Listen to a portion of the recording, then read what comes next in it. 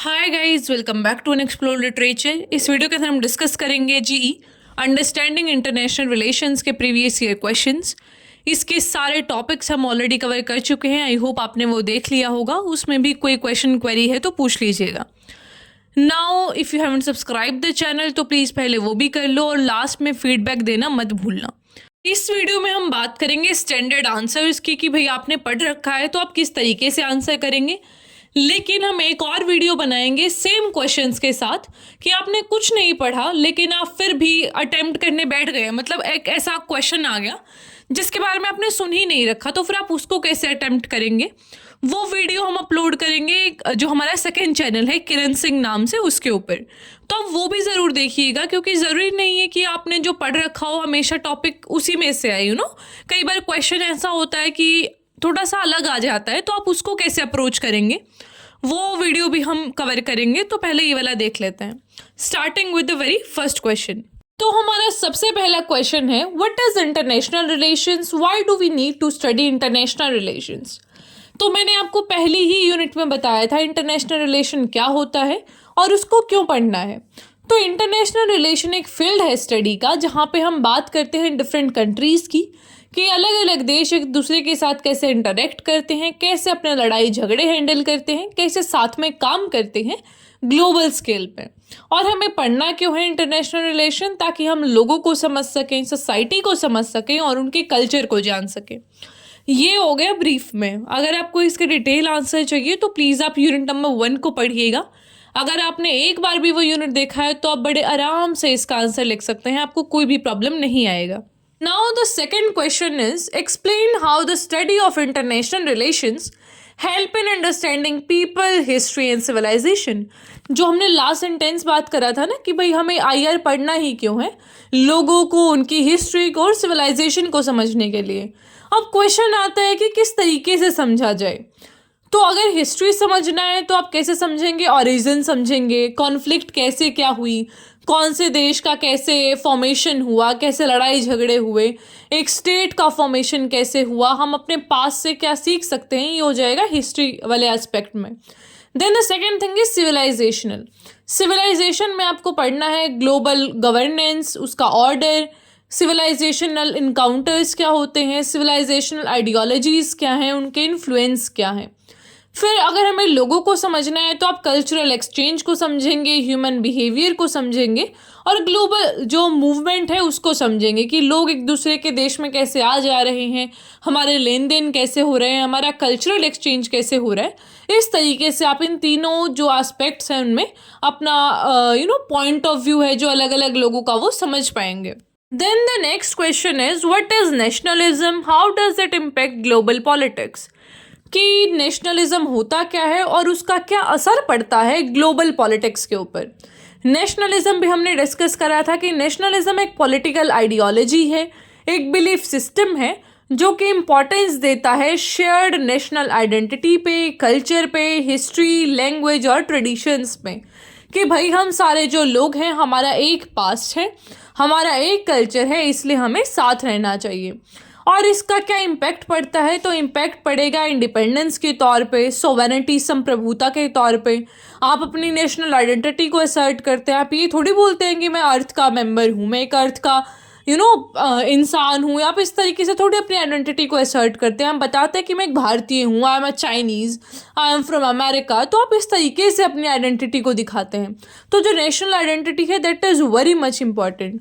फिर आती हैं ग्लोबल टेंशन्स और कॉन्फ्लिक्ट्स की। लोग अपनी आइडेंटिटी के लिए तो लड़ भी जाते हैं कि मैं अपने देश के खिलाफ नहीं सुन सकता। आप किसी से लड़ भी जाएंगे अगर आपके देश के खिलाफ कोई कुछ बोलेगा। Then are populism and political movements.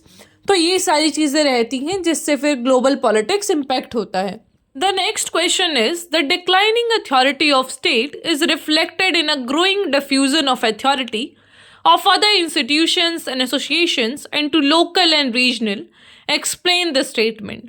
तो एक स्टेटमेंट दे रखा है, उसको आपको एक्सप्लेन करना है कि किस तरीके से अब जो स्टेट का अथॉरिटी है वो डिक्लाइन हो रहा है और अब जो ग्रोइंग डिफ्यूजन है अथॉरिटी का और इंस्टीट्यूशन का, उसमें वो चीज़ें देखी जा सकती हैं।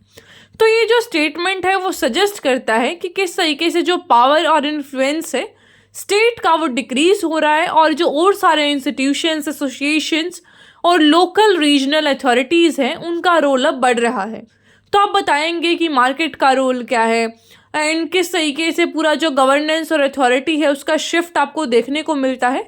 अब वो सेंट्रलाइज तरीका नहीं रहा है कि हाँ एक सरकार बैठी है सेंटर में वो सब कुछ करेगी। अब सारी जो पावर है वो डिसेंट्रलाइज हो रही है, आपको ये बताना है। Then the next question is critically analyze the global commons and differentiated responsibilities with respect to climate change. ये क्वेश्चन मुझे पढ़ाते वक्त भी लग रहा था बहुत इंपॉर्टेंट है, अभी भी आई एम सेइंग कि ये क्वेश्चन आएगा किसी न किसी फॉर्म में। मतलब आप इसको लर्न कर लेना, अगर आप ये प्रॉपर प्रिपेयर करके जाओगे ना तो तुम ऐसा बर्बाद नहीं जाएगा, तुम्हारा कहीं भी मेंशन कर सकते हो इस पॉइंट को। तो ग्लोबल कॉमन और डिफरेंशिएटेड रिस्पॉन्सिबिलिटीज़ का क्या मतलब है क्लाइमेट चेंज के एस्पेक्ट में। देखो, ग्लोबल कॉमन का मतलब होता है कि भाई अगर क्लाइमेट में कुछ फ़र्क आया तो सबका ही रोल है, ये सबको अपना बराबर योगदान देना पड़ेगा। क्योंकि ऐसा तो है नहीं कि अगर ग्लोबल क्लाइमेट बढ़ा, टेम्परेचर बढ़ रहा है तो वो अमेरिका वालों के लिए ही बढ़ेगा, भारत में कुछ इम्पैक्ट नहीं आएगा। तो ऐसा है कि सबको परेशानी होने वाली है और सबको बराबर योगदान देना चाहिए। दैट इज़ ग्लोबल कॉमन, कि सबके पास शेयर्ड रिसोर्सेज हैं, स्पेस है और हम सबको एक साथ अपना काम करना है। Then is differentiated responsibilities. इस कॉन्सेप्ट में क्या आता है कि भाई देखो, ये जो हमारे डेवलप्ड नेशन है जो वैसा बने बैठे हैं, इन्होंने तो तरक्की कर ली, इन्होंने तो इसको पूरे इन्वायरमेंट को बर्बाद कर दिया, अब हम क्यों भुगते हैं उसके लिए, हम तो अपना डेवलपमेंट अभी कर रहे हैं ना। तो ये चीज़ आती है कि जिनके पास ज़्यादा पहले डेवलपमेंट हो चुका है वो जाके अब सारा ज़्यादा पैसा देंगे, मतलब कि जो अमीर हैं वो ज़्यादा पैसा दें, जो गरीब हैं वो कम पैसा दें। ये होता है डिफरेंशिएटेड रिस्पॉन्सिबिलिटी, कि जिसने जितना बर्बाद करा है वो उतने हिसाब से अपना भुगतान करेगा उस चीज़ का। ऑलराइट, तो इसको आप थोड़ा सा देख लीजिएगा, this is a very important question. Now the next question is what are the sides of conflict, explain with example. कि कॉन्फ्लिक्ट की साइड्स क्या क्या होती है इंटरनेशनल रिलेशंस में, एग्जाम्पल के साथ बताइए। तो इंटरनेशनल रिलेशंस में साइट ऑफ कॉन्फ्लिक्ट का मतलब है लोकेशन, इश्यूज, मतलब जो भी सारी चीज़ें हैं जिनकी वजह से आपके बीच में टेंशन्स हो सकती हैं, प्रॉब्लम्स हो सकती हैं, उनको बोलते हैं साइट्स ऑफ कॉन्फ्लिक्ट। तो ये पॉलिटिकल हो सकती हैं, इकोनॉमिक हो सकती हैं, कल्चरल, टेरिटोरियल, किसी भी तरीके से फिर वो आपकी प्रॉब्लम बन सकती है। तो आप एग्जाम्पल से बता देंगे कि भाई बाउंड्री का इशू है हमारा चाइना के साथ, ठीक है, चाइना के साथ तो हमारा इकोनॉमिक भी चलता है, फिर चाइना और अमेरिका का ट्रेड को लेके भी है, वहाँ पे टैरिफ्स लगा देते हैं अमेरिका वाले चाइना पे, क्योंकि चाइना वाले क्या करते हैं, डंप कर देते हैं बहुत सारी चीज़ें। अगर इनको देखो, किसी भी चीज़ का एक पेन है फॉर एग्जाम्पल, वो इनके देश में 10 रुपये की पूरा उसका बनाई आ रही है कि भाई 10 रुपये का पूरा बन के तैयार हो गया वो पेन, लेकिन ये फिर भी लॉस में बेचेंगे उसको अमेरिका में 8 रुपये में, ताकि अमेरिका का कोई भी जो पेन है उसके साथ compete ना कर पाए, फिर वो चाइनीज़ वाला उसको डोमिनेट कर लेगा। तो ये चीज़ें करता है चाइना, तो इसलिए अमेरिका वाले उन पर टैरिफ लगा देते हैं। टैरिफ का मतलब होता है ट्रेड बैरियर की तरीके से माना जाता है टैरिफ। टैरिफ का मतलब है टैक्स ऑन टैक्स टाइप, कि बहुत ज़्यादा टैक्स लगा देना, कि अगर हमारे देश में बेचोगे तो अगर तुम 8 रुपये का बेच रहे हो तो हम उस पर और टैक्स लगा लगा के उसको 12 का बना देंगे। तो इस तरीके से कुछ होता है। I hope you are getting the thing. Now our last second question is describe the changing nature of violence in global politics। कि किस तरीके से जो अब वायलेंस है उसका नेचर चेंज हो रहा है ग्लोबल पॉलिटिक्स में। अब पहले तो क्या होता था, लड़ाई झगड़े हो जाते थे, वॉर्स हो जाते थे, वर्ल्ड वॉर 1 हुआ है, 2 हुआ है, सिविल वॉर्स हुए हैं, ठीक है, ये सारी चीज़ें होती थी। लेकिन अब क्या हो रहा है, ट्रेडिशनल वॉरफेयर से हट के हम असिमेट्रिक कॉन्फ्लिक्ट्स कर रहे हैं।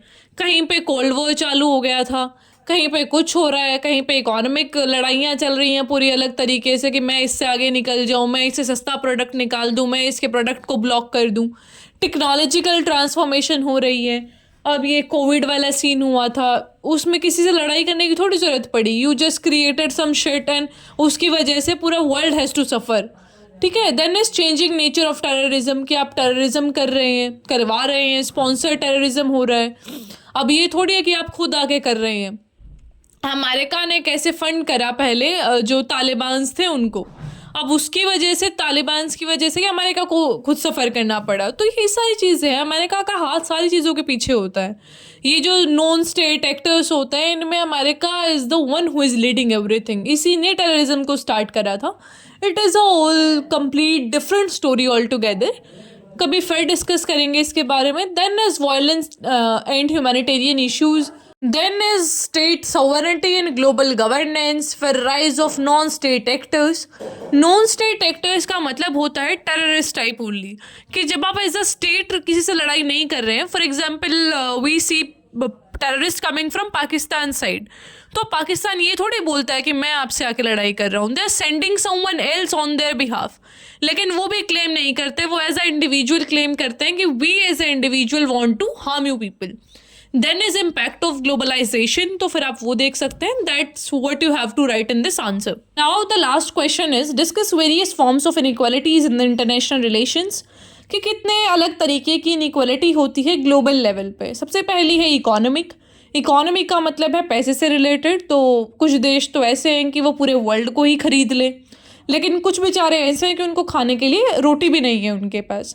देन इज पॉलिटिकल पावर के आप रेफरेंस में देख सकते हैं कि जो कुछ देश हैं उनका कितना इतना इम्पोर्टेंस है सेंट्रल इस पे ग्लोबल लेवल पे। वी कैन सी दैट ये जो वीटो पावर वाली कंट्रीज़ हैं, 5 आईज़ हैं, 5 आई अलायंस हैं, तो बहुत सारे ऐसे देश हैं, नेटो के भी देश हैं।